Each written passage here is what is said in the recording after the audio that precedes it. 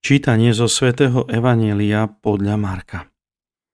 K Ježišovi prišli saduceji, ktorí tvrdia, že niet z mŕtvych vstania, a pýtali sa ho: Učiteľ, Mojžiš nám napísal, že ak niekomu zomrie brat a zanechá manželku bez detí, brat si má vziať jeho manželku a splodiť svojmu bratovi potomka. Bolo 7 bratov, prvý sa oženil, ale umrel a nezanechal potomka. Vzal si ju druhý, ale aj on umrel a nezanechal potomka.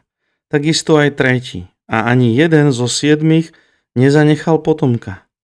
Napokon po všetkých zomrela aj žena. Ktorému z nich bude manželkou pri vzkriesení, keď vstanú z mŕtvych? Veď ju mali 7 za manželku. Ježiš im povedal: Nemýlite sa preto, že nepoznáte písmo ani Božiu moc? Lebo keď ľudia vstanú z mŕtvych, už sa ani neženia, ani nevydávajú, ale sú ako anjeli v nebi. A pokiaľ ide o vzkriesenie mŕtvych, či ste nečítali v Mojžišovej knihe vstati o kríku, ako mu Boh povedal: Ja som Boh Abraháma, Boh Izáka a Boh Jakuba?